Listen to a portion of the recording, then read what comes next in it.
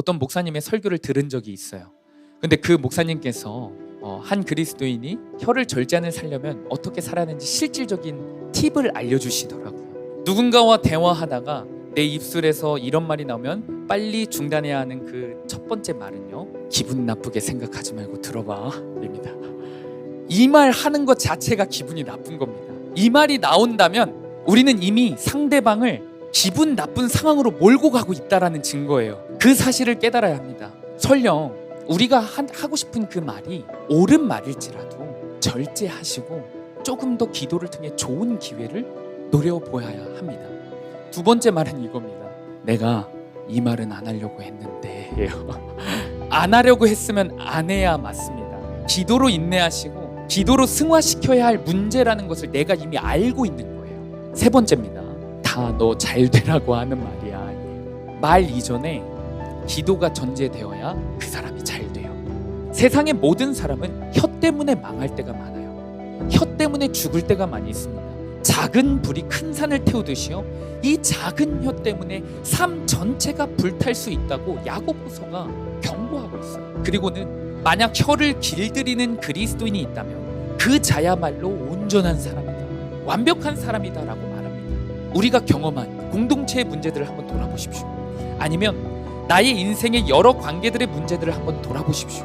문제의 시작점이 어디입니까? 이 혀에서 시작될 때가 얼마나 많이 있었습니까? 한 교회 안에서, 한 가정 안에서 문제가 생겼다, 문제가 커졌다 하면 주된 이유는 다 이 말 때문입니다. 할렐루야, 할렐루야. 오늘 이 밤에도 놀라운 하나님의 역사가 이곳 가운데, 우리의 심령 가운데 있으리라 믿습니다. 사랑하는 성도님들, 전 세계적으로 기독교 인구가 가장 많은 나라가 어디인지 알고 계십니까? 어디인지 알고 계십니까? 네, 미국입니다. 우리가 잘 알고 있듯이 미국은 청교도 신앙을 바탕으로 세워진, 복음으로 세워진 나라임과 동시에 기도가 꺼지지 않는 나라라고 불렸습니다. 미국의 위정자들은 나라의 업무를 보기 전에 기도로 하루를 시작했습니다. 그러나 최근의 한 연구에 따르면 미국이라는 나라에서 목회를 준비하고 앞으로 미국 교회를 이끌어가야 할 신학생들이 하루에 6분도 기도하지 않는다는 그 평균 수치가 연구되었다고 합니다. 여전히 미국 교회는 세계 교회를 이끌어야 하는 사명이 있지만 그들에게는 기도 소리가 아주 희미해졌다고 해요. 한편 우리 대한민국 역시 전 세계 기독교 역사 가운데서 한 획을 그은 그런 대표적인 나라입니다. 우리 한국 교회는 기도의 능력으로 나라를 일으켜 세운 경험이 있습니다. 수요 예배 말씀 가운데 언급한 적이 있는데, 통성 기도가 영어로 코리안 프레이입니다. 우리나라는 통성 기도의 나라예요. 그러나 부끄럽지만 제가 산 증인이기도 한데요, 제가 신학생 시절에 기도 소리가 신학교에 울려 퍼지지 않았습니다. 그리 들리지 않았었습니다. 사실 신학교뿐일까요? 각 교회 예배당마다 늘 잔잔한 찬송 소리는 꺼지지 않았었고, 우리 사랑하는 성도님들은 철야하며 기도했었고, 나라에 문제가 생기며 기도했었고, 가정에 문제가 생기면 가장 먼저 기도의 자리를 찾았던 게 우리의 모습이자 우리 한국교회의 모습이었습니다. 그러나 안타깝게도 그런 모습은 온데간데 없이 사라졌습니다. 성도님들께 질문하고 싶습니다. 우리는 계속해서 수요 예배 가운데 기도의 심장을 가져라 라는 시리즈에 이어서 기도의 영을 받는 법이라는 큰 주제로 하나님의 말씀을 함께 나누고 있습니다. 기도에 대한 말씀을 매주 들으시고 계시는데, 기도의 자리로 나아가는 시간, 실질적으로 주님 앞에 기도하는 시간은 하루 평균적으로 어느 정도 되십니까? 이전과 달리 좀 괜찮아지셨습니까? 감리교 창시자 존 웨슬리 목사님은 하나님께서 이 땅에서 기도 응답 외에는 아무것도 하시지 않는다라고 설교 시간마다 강조하셨습니다. 기도에 대해 얼마나 강조하셨는지 모릅니다. 이 말이 무슨 의미겠습니까? 우리의 삶 가운데에서 기도 없이는 하나님의 일하심을 절대로 경험할 수 없다라는 겁니다. 동시에 우리가 기도를 한다면, 기도의 사람이 된다면 상상할 수 없는 하나님의 일들을 경험하고 맛볼 수 있다라는 겁니다. 그런데도 왜 우리는 기도를 하지 않을까요? 하더라도 기도를 시작하면 왜 이리 성급히 기도의 자리를 떠날까요? 왜 이렇게 기도를 하면서도 안절부절하지 못할까요? 많은 성도님들이 내가 옛날에 비해 요즘 기도를 왜 이렇게 못하지? 스스로 돌아보고 성찰하시다 보면요, 이런 결론을 자주 내리시더라고요. 자기 관리의 부족. 그 정도로 생각하시더라고요. 저도 그렇게 생각했습니다. 내가 요즘 시간 관리를 못해서 예전보다 기도를 못한다고 생각했고, 내가 게을러서 기도를 못한다고 생각했고, 내가 다른 시간들을 절제하지 못해서 기도를 못해 라고 생각했습니다. 그런데 이러한 이유들도 물론 맞지만요, 더 우리의 내면 깊은 곳으로 들어가 봐서 솔직해져 보면요, 기도가 내 인생에 별 소용이 없어 라고 생각하는 그 못된 불신앙의 마음이 우리에게 있음을 인정해야 합니다. 사랑하는 성도님들, 나 자신에게 솔직해져야 합니다. 우리가 단지 말을 안 할 뿐이고 또 나 자신도 속이면서 애써 부정하는 것일 뿐이지, 우리의 마음 저 깊은 곳에서는 기도해봐야 소용없어. 기도할 시간에 뭐 하나 더 하지. 기도는 필요 없어. 라는 그 그릇된 마음이 우리 마음 가운데 있으니까 우리는 기도하지 않는 겁니다. 그러나 여러분, 우리는 사탄에게 속고 우리 자아에게 속는 겁니다. 기도는 여전히 그 어떤 것보다 능력이 있습니다. 그리스도인의 기도에는 인생을 변화시키고 가정을 변화시키고 교회를 변화시키고 더 나아가 나라를 변화시킬 수 있는 능력이 기도 가운데 있습니다.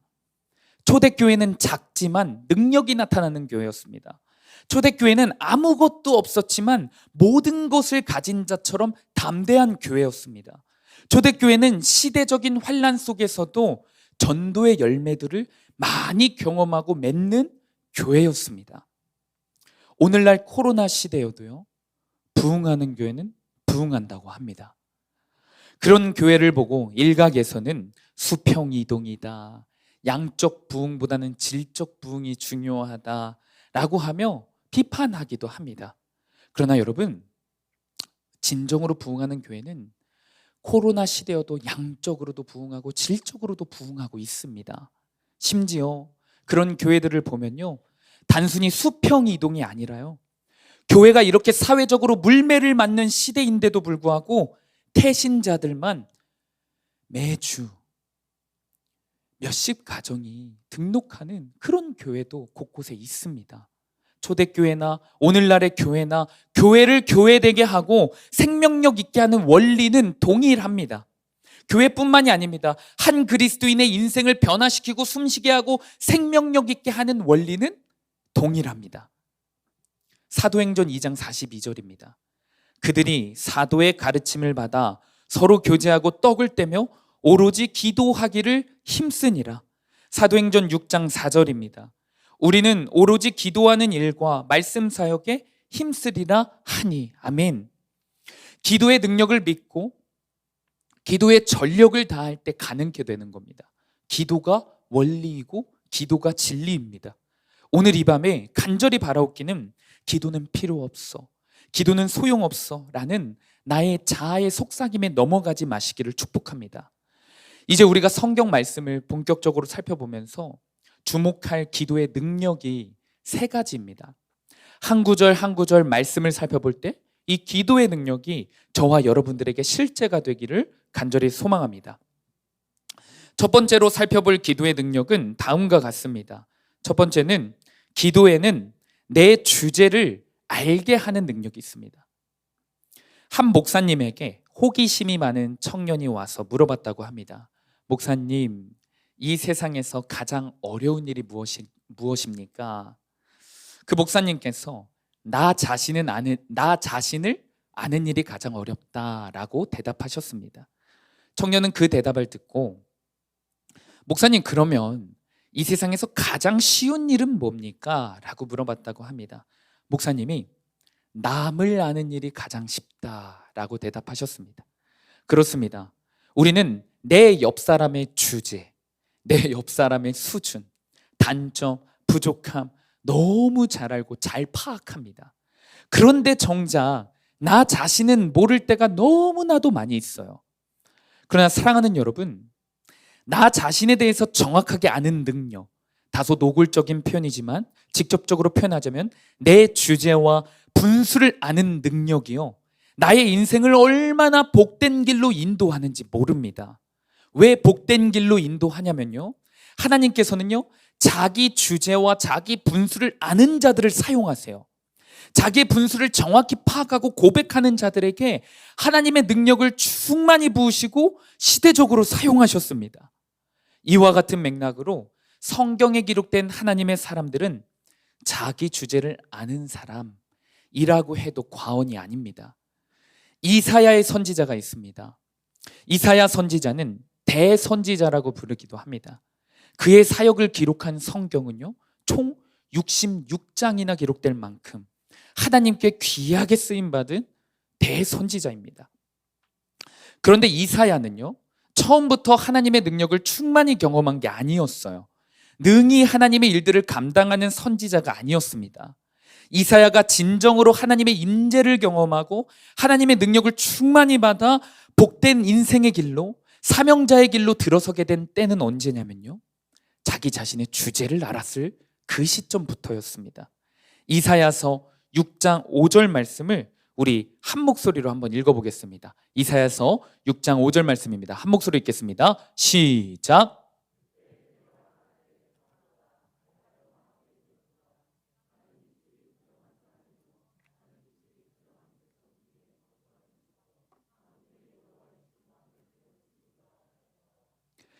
이사야는요 남유다를 제2의 전성기로 이끌었던 우시야 왕이 죽던 해에 그때가 돼서야 자신의 주제와 유다의 분수를 파악합니다. 우시야 왕이 살아 있었을 때는요 자기 자신의 주제를 몰랐습니다. 유다 나라의 현실도 파악하지 못했습니다. 그 이유는 우시야 왕이 대단한 왕이었기 때문에 그래요. 역사학자들은요 우시야 왕이 이스라엘을 정치, 외교, 군사, 경제의 영역에서 다윗 왕국과 가장 비슷한 수준까지 이끌었던 왕으로 평가합니다. 우시야는 16살이라는 어린 나이에 왕이 됩니다. 나이 어린 것에 위축되지 아니하고 되자마자 유다 나라의 모든 질서를 휘잡습니다. 또한 우시야 왕 초기 시절에는 북쪽과 남쪽에 있는 강대국들이 주변 나라들에게 전쟁을 일으키고 있었습니다. 북쪽에는 강력한 군사와 무기를 보유하고 있는 아수르가 있었고요, 남쪽에는 나일강을 끼고 마르지 않는 자원을 바탕으로 버티고 있는 애굽이 있었습니다. 그러나 우시야는 군사 지도력도 출중하여서 북쪽의 아수르도 건들지 못했고 남쪽의 애굽도 건들지를 못했습니다. 오히려 우시야는 그 시대에도 전쟁에서 승리하며 영토를 넓혀갔었습니다. 한 번은 우시야가 블레셋의 중요 항구 도시를 점령하게 됩니다. 영토를 넓힌 것도 대단하지 않습니까? 그런데 우시야는 그곳에서 무역혁명을 일으킵니다. 무역혁명을 일으켜서 유다의 경제 대부흥의 시기를 일으킵니다. 점점점 강성해지는 우시야와 그를 따르는 이사야는 자신들의 진짜 존재를, 주제를, 분수를 망각하기 시작했어요. 주제를 모른 채 이제는 교만하게 살기 시작했습니다. 안타깝게도 우시야 왕의 교만을 하나님이 심판하시고 그 강력했던 우시야는 무능한 죄인의 모습으로 죽음을 맞이하게 됩니다.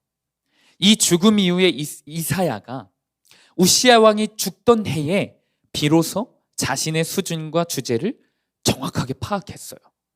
자신에게 얼마나 거품이 있었던지, 과장이 돼 있었던지 그것을 보게 되었던 겁니다. 하나님께 나아가 이렇게 고백합니다. 저는 입술이 부정한 자입니다. 이 고백이 무엇을 의미하냐면요, 나의 존재가 더럽습니다. 나의 삶 전부가 부정합니다. 내 삶 전체가 무능합니다. 나는 아무것도 아닙니다. 라는 그 의미가 담겨 있습니다. 그런데 감사하게도요, 이사야가 자신의 주제를 정확하게 파악하고 고백한 뒤에 무슨 일이 일어나냐면요, 하나님께서 드디어 이사야의 삶에 충만히 임재하십니다. 그리고 하나님께서 이사야에게 능력을 부어주세요. 시대적으로 혼란하고 혼미했던 그 시대를 이사야를 통해 소망을 선포하시고 그 나라를 회복시켜 가십니다. 여러분, 이사야뿐만이 아니었습니다. 모세의 경우도 똑같았습니다. 모세는 40세의 혈기왕성한 나이에 애굽의 모든 학문을 섭렵했습니다. 모세는 그 당시 때 자기 자신이 모든 것을 할 수 있다고 생각했어요. 자신감이 충만했습니다. 그래서 그는 이스라엘 자기 동족의 재판관이 되고자 했습니다. 그러나 그때에는 하나님께서 모세에게 하나님의 일을, 하나님의 능력을 부여하고 맡기시지 않으셨어요. 오히려 모세는 동족에게 배신당하고 바로의 눈을 피해 빈털터리가 된 채 미디안 광야로 도망가는 신세가 됩니다. 어느덧 40년의 세월이 다시 흐르고 모세는 80세의 나이가 되었습니다. 과거의 자신감을 잃어버렸고 자기 자신은 하나님의 일을 감당할 수 없는 무능한 존재임을 깨달았습니다. 그런데 그제서야 비로소 하나님은 모세에게 능력을 부어주시고 충만히 임재하시면서, 모세야, 내가 너를 사용하겠다. 내가 너를 택하여 바로에게 보내어 이스라엘 모든 민족을 구원하겠다 라고 말씀하십니다. 사랑하는 여러분, 우리가 우리 삶 가운데서 하나님의 충만한 능력을 경험하고자 한다면 내 주제를, 내 분수를 정확하게 파악해야 합니다. 내 주제는 상대방이 지적할 때 파악되는 게 아니에요. 세상에서 문제를 맞이했을 때 내 능력의 한계를 세상 가운데서 경험했을 때 파악되어지는 게 아닙니다. 기도의 자리에 나아가야만 진짜 보게 돼요. 오직 기도를 통해서만 진짜 보게 됩니다. 하나님 앞에 서야만 내 죄가 보이기 때문에 그렇습니다. 하나님 앞에 서야만 내 존재의 연약함을 보이게 되기 때문입니다. 그리고 이러한 과정을 통해서 반드시 그리스도인의 삶에는요, 하나님의 능력이 나타나게 되는 겁니다. 꼭 기억하셨으면 좋겠습니다. 아무것도 못하는 나의 존재를 깨달을 때, 나의 무능한 존재임을 깨달을 때 모든 것을 하실 수 있는 하나님의 자리가 생기는 겁니다. 선한목자교회를 심호하고 계시는 유기성 목사님은 예수소망이라는 책의 한 부분에서 무능력 충만이라는 가치를 성도들에게 강조했습니다.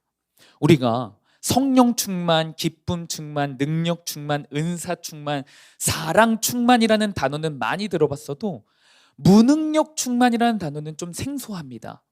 유기성 목사님도 러시아에서 선교하고 계시는 한 선교사님의 간증을 통해 처음 들었다고 해요. 러시아에 김요단 선교사님이라는 분이 계셨습니다. 이 선교사님은 국제적으로 참 많이 문제를 일으키는 그 러시아에서 많은 열매를 맺는 선교 사역의 귀한 부분을 감당하고 계시는 선교사님이셨어요.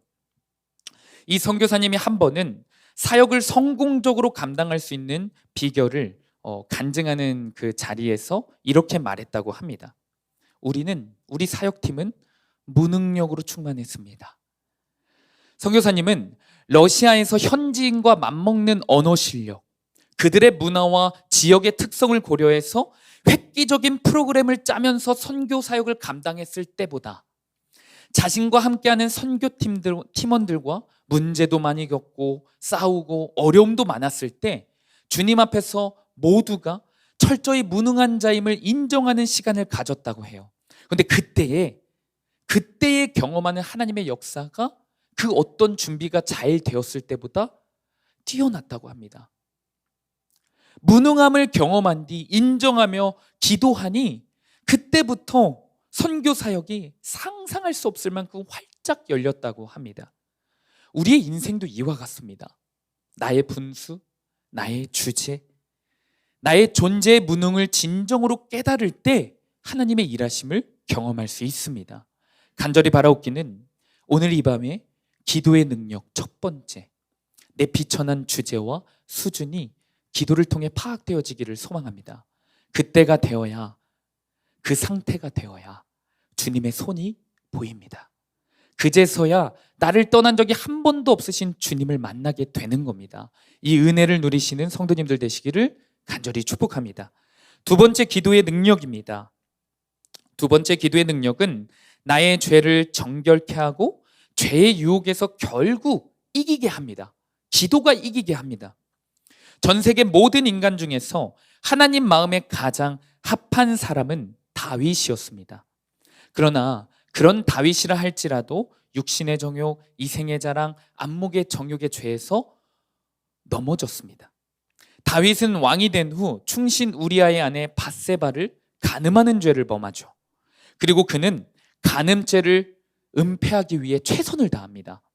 죄의 특성입니다. 이게 죄는 또 다른 죄를 낳게 하고 또 다른 죄를 낳게 하는 연쇄적인 특성이 있습니다.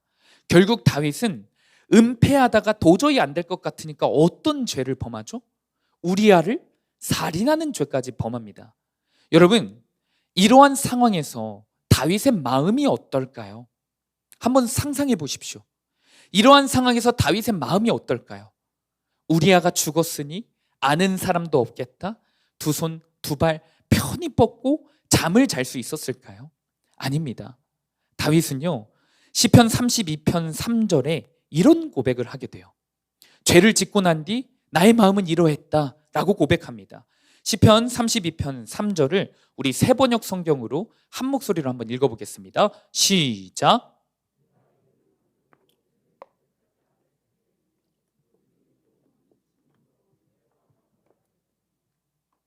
온종일 끊임없는 신음으로 내 뼈가 녹아내렸습니다. 인간의 인생을 가장 불행하게 하고 불안하게 만드는 것은 여러분 죄의 무게입니다. 죄책감입니다. 수많은 철학자들이요, 심지어 그들은 하나님의 존재를 믿지도 않는데도요, 공통적으로 인간에 대해서 강조하는 것이 있어요. 인간은 불안해하는 존재다라는 겁니다. 여러분, 단 한 사람도 빠짐없이 인간은 불안해하며 살아갑니다. 도둑이 제발 저린다는 말이 있습니다. 존재적으로 어느 나라에 태어났건, 내가 여자건 남자건 어린아이건 노인이건 인간은 존재적으로 불안해하며 살아가요. 왜 그럴까요? 왜 그럴까요? 인정을 하든 안 하든 원죄를 갖고 태어나기 때문에 그렇습니다. 죄의 막중한 무게를 얹고 태어나기 때문에 그래요. 가축들 중에 자신의 죽음을 미리 직감하는 가축들이 많습니다. 옛날에 동네 개들이 개장수차만 지나가면 그렇게 안절부절 못하고 울었다고 하죠. 소들도 도살장에 끌려가면서 그렇게 눈물을 흘린다고 합니다. 본능적인 반응이래요. 동물들도 그러한데 하나님께서 만물의 영장으로 창조한 우리 인간들은 하나님을 믿든지 안 믿든지 영적인 존재로 창조되었기 때문에 본능적으로 죄의 무게와 죄의 결과와 죄의 결국을 다 알고 있어요. 그래서 불안한 거예요. 여러분, 이런 불완전한 존재인 우리는 반복적인 죄에 짓눌려서 살고 동시에 새로운 죄의 유혹에 노출되어 살아갑니다. 이 죄의 굴레에서 우리가 어떻게 벗어날 수 있겠습니까? 이 막연한 죄의 굴레에서 우리가 어떻게 벗어날 수 있습니까? 성경은 분명히 기록하고 있습니다. 오직 나의 죄를 고백하는 기도뿐이다. 시편 32편 5절입니다. 다윗은 이렇게 고백합니다. 우리 한 목소리 읽겠습니다. 시작. 드디어 나는 내 죄를 주님께 아뢰며 내 잘못을 덮어두지 않고 털어놓았습니다. 내가 주님께 거역한 나의 죄를 고백합니다 하였더니 주님께서는 나의 죄악을 기꺼이 용서하셨습니다. 아멘. 다윗은 죄책감에서 죄의 무게에서 도저히 스스로 벗어날 수 없음을 철저히 깨닫고 주님께 울부짖습니다.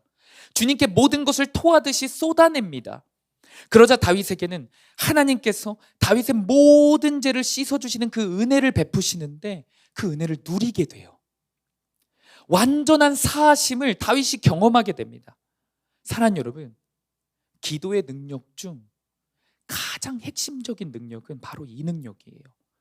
죄로 인한 인간의 모든 불안, 모든 무거운 죄책감에서 완전히 해방시키는 능력이 기도에 있다라는 겁니다.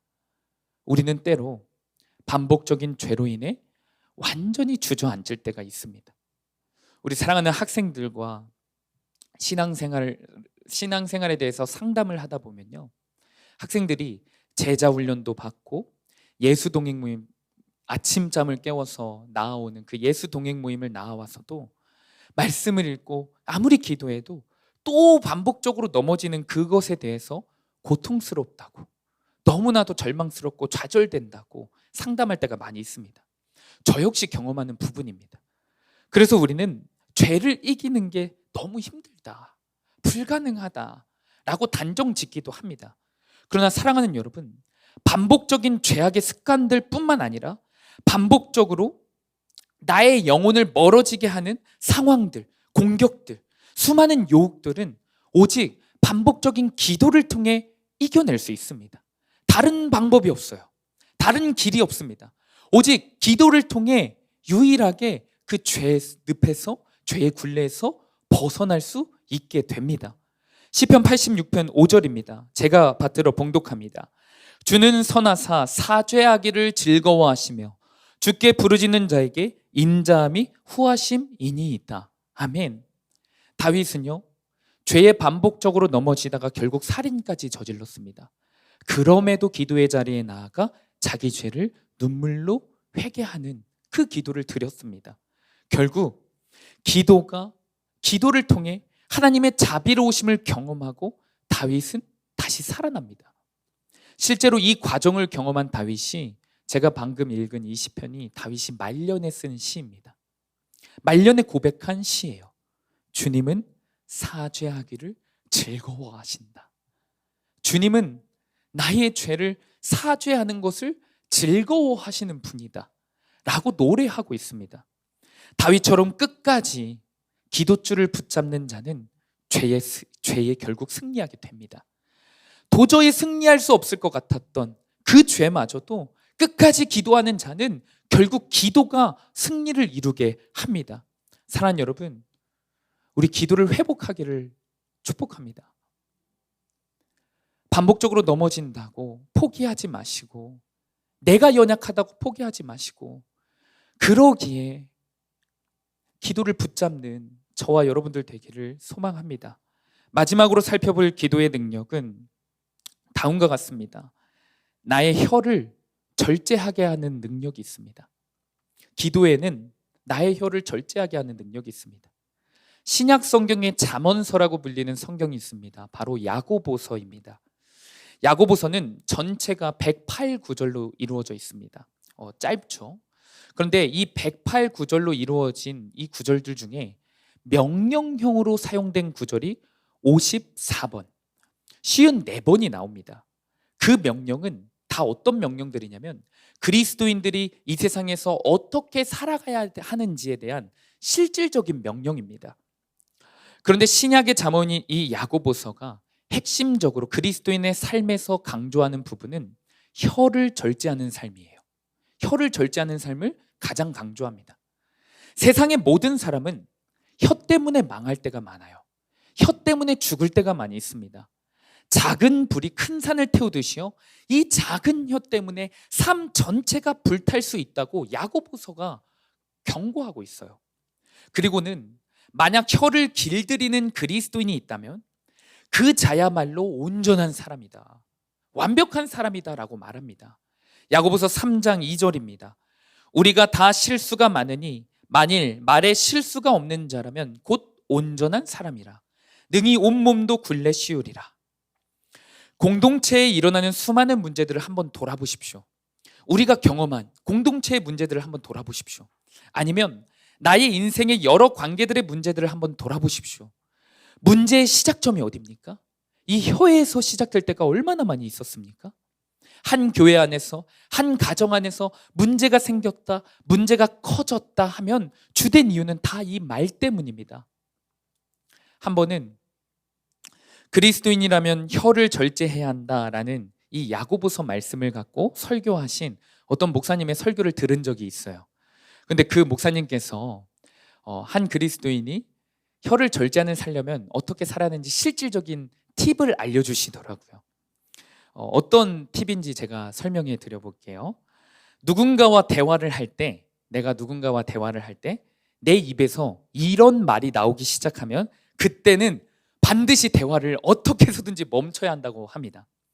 저는 이 말씀을 들으면서 웃음이 참 많이 나오기도 했고, 왜냐하면 제가 많이 하는 말이기 때문에 그런데요. 성도님들은 어떠신지 한번 들어보십시오.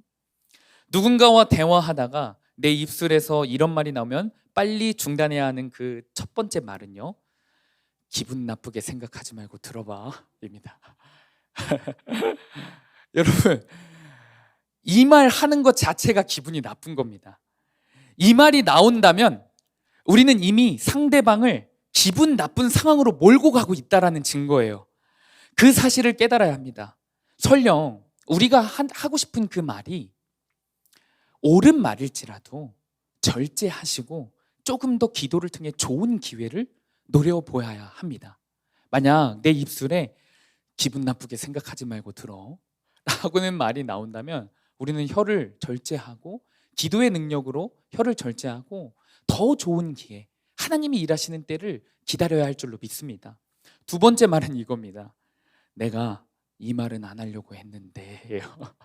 내가 이 말은 안 하려고 했는데입니다. 안 하려고 했으면 안 해야 맞습니다. 기도로 인내하시고 기도로 승화시켜야 할 문제라는 것을 내가 이미 알고 있는 거예요. 세 번째입니다. 다 너 잘 되라고 하는 말이야. 말 이전에 기도가 전제되어야 그 사람이 잘 돼요. 예수님께서 한 번은요, 예수님을 모욕하고 사사건건 부정적으로 예수님을 헐뜯는 말을 내뱉는 그 바리새인들에게 이런 말씀을 하신 적이 있습니다. 너네가 살면서 생각 없이 내뱉는 말들, 함부로 말한 것들이 심판날에 낱낱이 드러나게 될 거야. 그래서 너희들은 그 말들에 대해 해명해야 될 때가 올 거야 라고 말합니다. 마태복음 12장 36절 말씀인데요, 저는 이 말씀을 읽을 때 이 예수님의 경고가 너무나도 무섭게 다가오더라고요. 우리 한번 한 목소리로 읽어보겠습니다. 마태복음 12장 36절입니다. 우리 한 목소리 읽겠습니다. 시작. 잘 들어라. 심판날이 오면 자기가 짓거린 터무니없는 말을 낱낱이 해명해야 될 것이다. 엄청나게 직설적인 표현이죠. 우리의 절제 없는 말들, 쉽게 내뱉은 말들, 그것은 심판날에 심판받아 마땅한 죄라고 하는데, 여러분 어떻게 여기고 계십니까? 어떻게 생각하고 계십니까? 결코 혀의 죄, 말의 죄를 만만히 봐서는 안 됩니다. 타인을 향해서 너무나 쉽게 내 감정대로 내뱉는 말들, 사랑이라고는 찾아볼 수도 없고 뒤에서 은근히 깎아내리는 말들, 이런 죄악들이요, 결코 만만히 봐서는 안 됩니다. 단순히 관계적인 측면일까요? 타인과의 관계적인 측면일 뿐만일까요? 우리가 신앙적으로도 얼마나 하나님 앞에서 말을 함부로 하는지 모릅니다.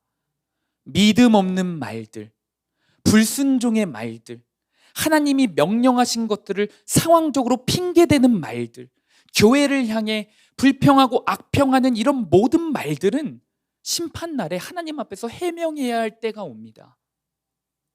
사실 이미 우리는 심판날 앞에 해명해야 할 입술의 죄악들, 혀의 죄악들이 너무 많이 있어요.